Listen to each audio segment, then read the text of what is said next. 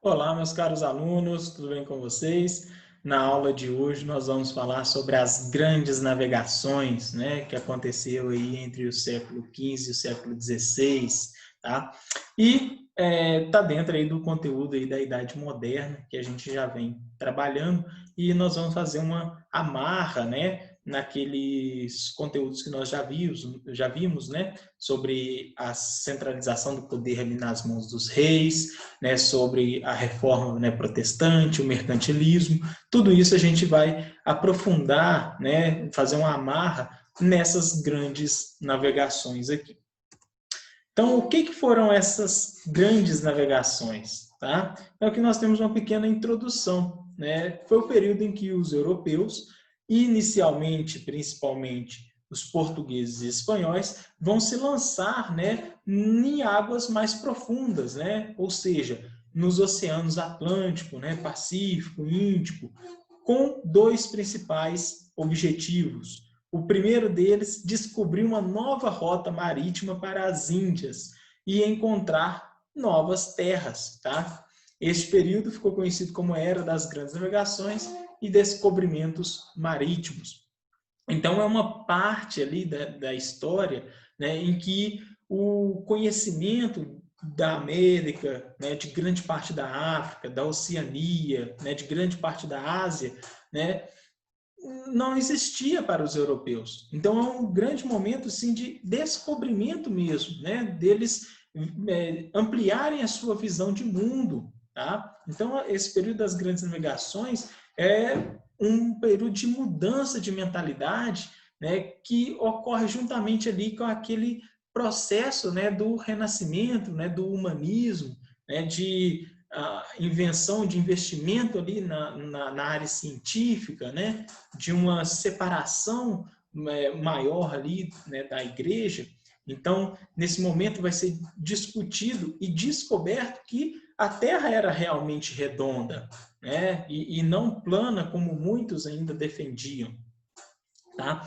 Agora, por que eles queriam descobrir uma rota marítima para as Índias, né, e encontrar novas terras? Essas novas terras, porque dessa forma eles poderiam explorar essas terras, tá? Pegar as riquezas dessas terras, né, comercializar os seus produtos, tá? E descobrir uma nova rota marítima para as Índias, porque os produtos que vinham ali das Índias, né, as especiarias mais especificamente, né, elas tinham um alto valor comercial na Europa, tá? Que eram o cravo, canela, né, pimenta, noz moscada, gengibre, tá? Por conservar melhor os alimentos, numa época em que não existia geladeira. Tá? Então tinha um alto valor comercial e o comércio, né, as rotas com as Índias, né, com o Oriente, estava sendo controlado, monopolizado pelos italianos. Tá? Então, chegava na Europa a um preço muito elevado para outras pessoas, né, outros estados consumirem. Então, eles queriam, né, comprar esses produtos direto da fonte, sem depender aí dos italianos. Então, aqui, né, nós temos as primeiras rotas, né, desenvolvidas aí pelos primeiros navegadores, né, portugueses, que vão ser o Vasco da Gama, Pedro Alves Cabral, né, Bartolomeu Dias, tá?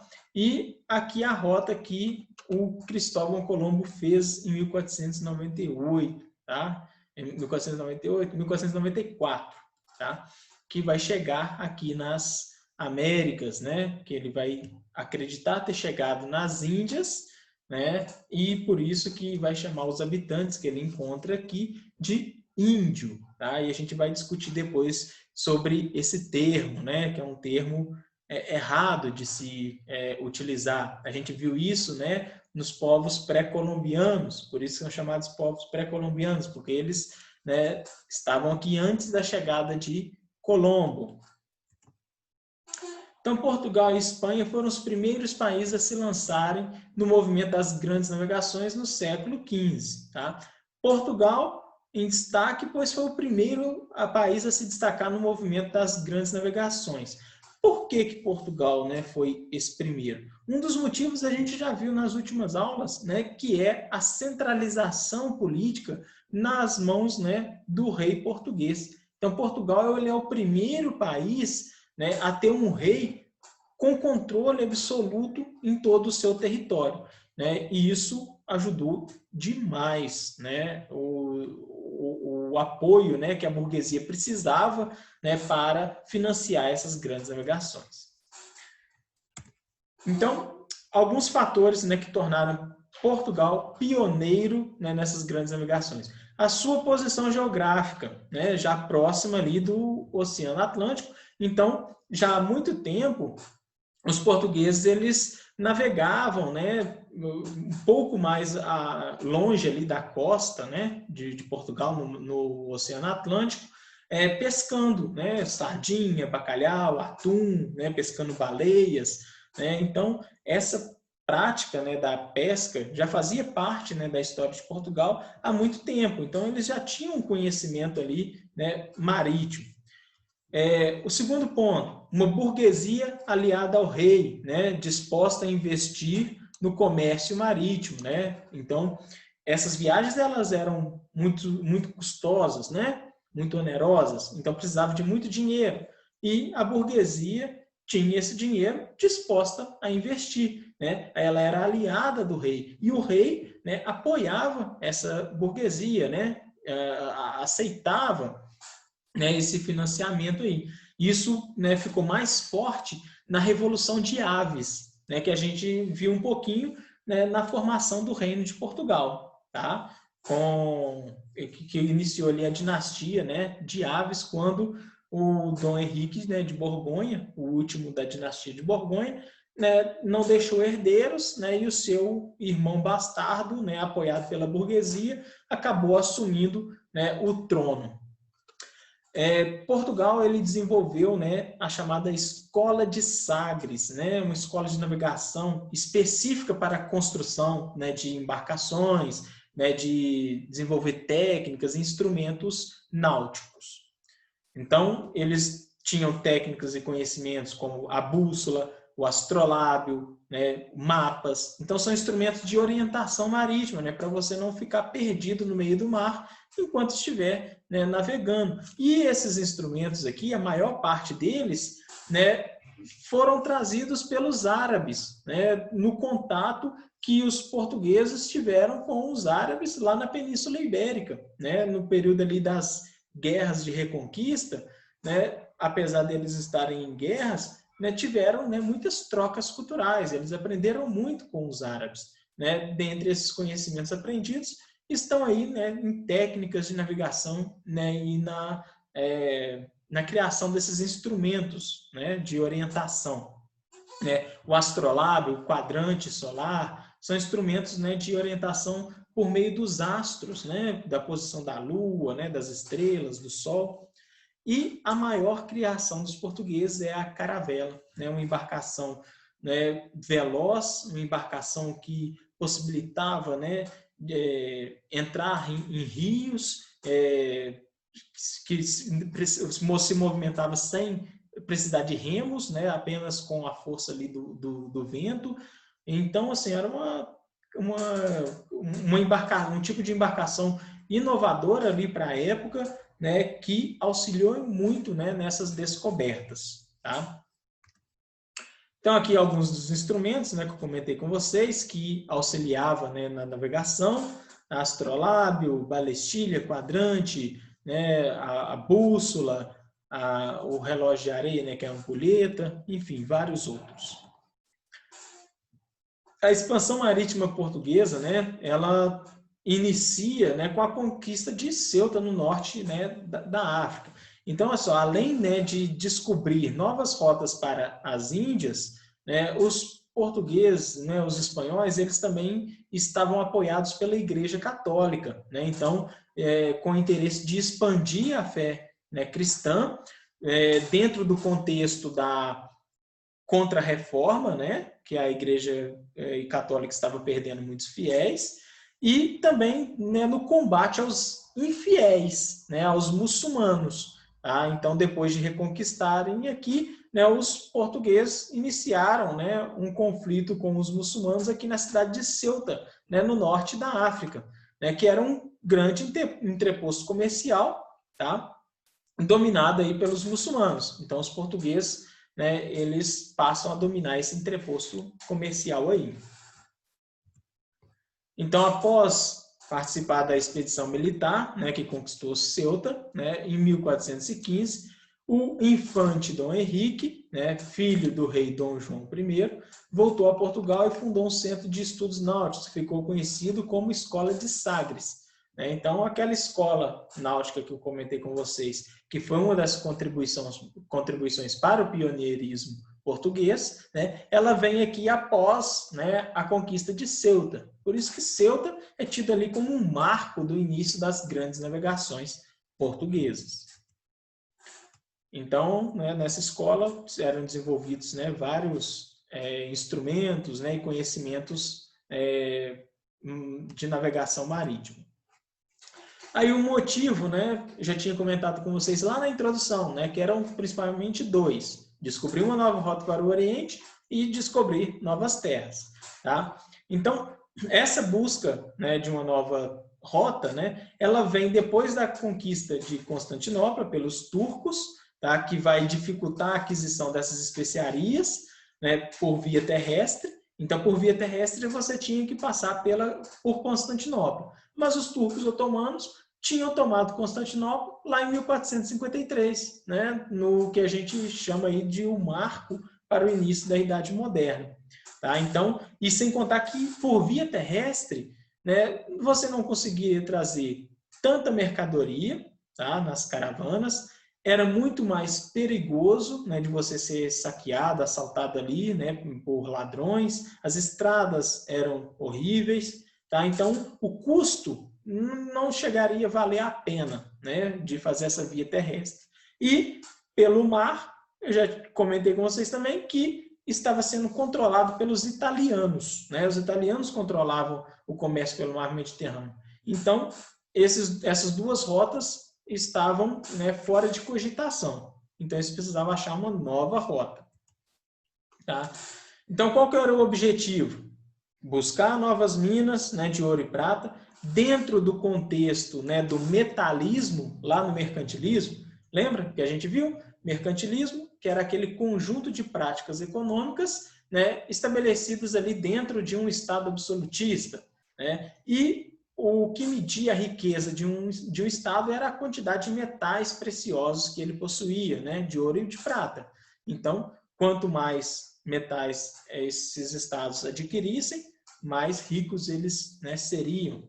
Expandir a fé católica, então toda embarcação tinha um membro ali da Igreja Católica, um padre, né, um capelão. A busca por especiarias e artigos de luxo e conquistar, né, novas terras, né, colonizar novas terras. Então, como conseguir uma nova rota para as Índias? Bom, os portugueses, né, eles optaram por contornar, né, a costa africana para chegar às Índias. Tá? Então, aqui nós temos alguns percursos, né, feitos por alguns navegadores portugueses, tá? Para chegar aqui às Índias. Né, o Pedro Álvares Cabral, aqui de Azulzinho, né, ele chega às Índias, né, já depois de 1500, né, se eu não me engano, 1501, tá? E no percurso ele, né, dá uma paradinha aqui, onde hoje é o Brasil, né, na cidade de Porto Seguro. Teria sido o primeiro lugar aí onde os portugueses, né, desembarcaram aqui no Brasil.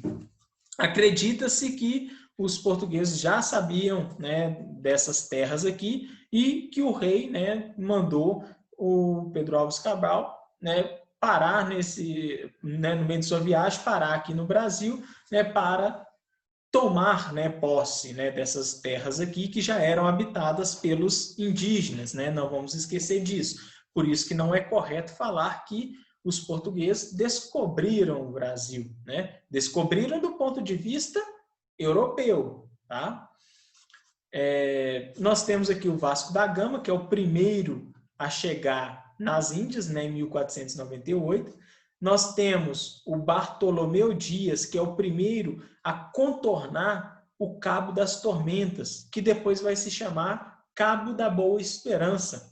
Né? Era um local aqui, né, de difícil passagem, né, com muitas pedras, né? Então muitos navios naufragaram, né, nesse período aqui. Tá? A solução então era navegar, né, pelo Oceano Atlântico, tá? Contornando ali. Mas aí nós temos vários perigos, né, que esses marinheiros enfrentavam durante essas viagens. Alguns perigos imaginários e alguns perigos reais. Tá?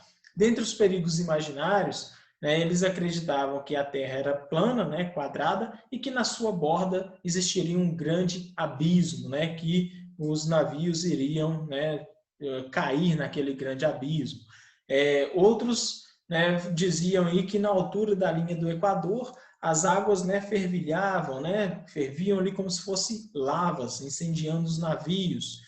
E a existência, né, de monstros marinhos, né, serpentes, krakens, né, polvos gigantes ali que também destruiriam essas embarcações. Tá? Então esses são os perigos imaginários. Em vários mapas, né, desse período, a gente encontra representação desses monstros marinhos. E os perigos reais, né, aqueles que eles realmente enfrentavam, né, era falta de vento, né, ventos, né, desfavoráveis ou a falta deles, tá?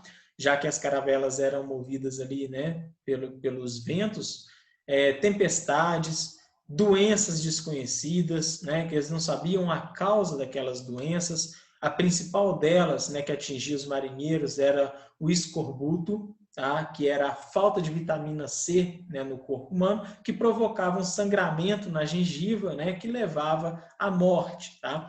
Por que falta de vitamina C? Porque frutas, verduras, né, esses alimentos mais perecíveis, eles acabavam, né, com uma semana de viagem. E essas viagens duravam aí 2, 3, 4 meses. Tá? Então, o restante da viagem eles comiam, né, peixe salgado, carne salgada, a água, né, era muito escassa, né, a água potável ali, né, depois que acabava, só restava a água do mar, a água da chuva, né, e biscoitos. Então a alimentação era muito precária. Isso provocava, né, muitas doenças nos marinheiros.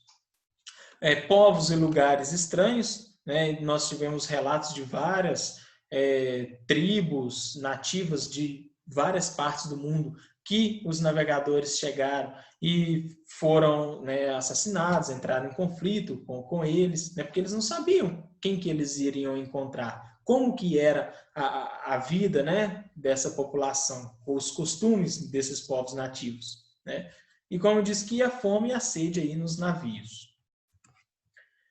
E por que as especiarias eram tão cobiçadas, né, a ponto dos europeus enfrentarem tantos perigos? Né? A gente viu, né, esses vários perigos, né, mas será que valia a pena? Né? Valia a pena porque essas especiarias eram muito valiosas. Tá?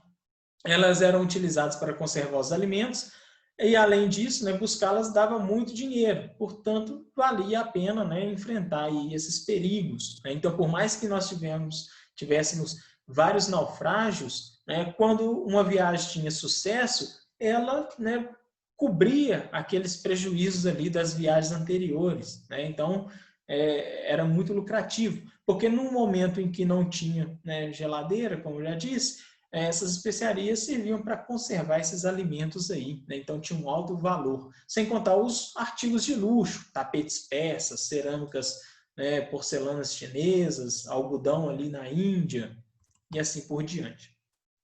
Então, a proposta portuguesa para chegar às Índias era contornando a África, né? O que dá certo quando Vasco da Gama chega em Calicut, na Índia.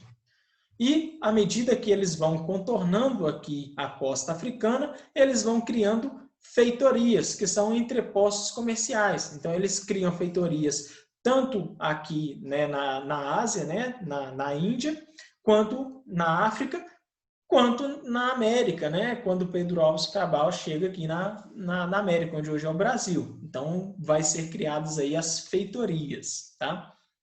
E a gente viu, quando a gente estava estudando sobre os reinos africanos, né, a chegada, né, a influência dos portugueses aqui no Reino do Congo. Né? Os portugueses chegam aqui no Reino do Congo, né, que era de origem banta. Então, a grande aventura marítima portuguesa culminou com a chegada de Vasco da Gama às Índias, né, em 1498. Realizava-se o sonho, né, de muitos portugueses, descobrir um novo caminho para o Oriente. Né, aquilo que eles vinham, né, batalhando aí ao longo do tempo. Aqui percebe-se que o nome já está com o Cabo da Boa Esperança, né, porque foi o período em que o Bartolomeu Dias conseguiu, né, dobrar esse cabo aqui, que era conhecido como Cabo das Tormentas.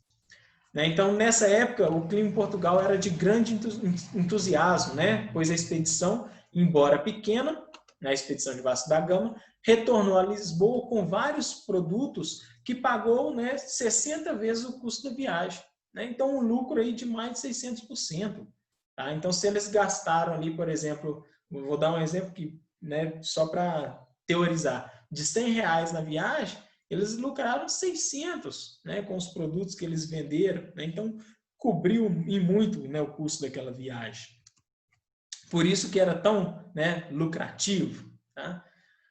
Então, aqui nós temos alguns, né, navegadores portugueses. Tá? O Pedro Álvares Cabral, né, Bartolomeu Dias. Aqui, né, nós já comentamos que é a esquadra de Cabral, né, que chega em 1500 na cidade da Índia, né, e no caminho para aqui onde hoje é o Brasil. Tá? A vida, né, durante as embarcações era bem, né, variado. As expedições elas eram comandadas ali por um capitão-mor. Geralmente eles viajavam em esquadra, né, que era, né, várias embarcações, né, um conjunto ali de caravelas, né. As tripulações dessas esquadras, né, poderiam chegar aí até 1.200, né, por expedição, né, por cada expedição que eles faziam. Muitos nobres viajavam com eles, né, membros da igreja, que eu já disse, pessoas, né, para conhecimento científico, para fazer mapas, escrivão para relatar todos os aspectos ali da viagem, todas as descobertas. Tá? Então, aqui tem alguns conhecimentos aí bem típicos dessas viagens aí. E aqui, né, nós vamos falar sobre a Espanha, né, como que ela iniciou essas grandes navegações, mas numa próxima aula, porque a gente já se estendeu, né, demais, tá? Então, qualquer dúvida, vocês me mandem aí, né, uma mensagem para a gente estar discutindo e aprofundando um pouquinho mais. Um grande abraço a todos.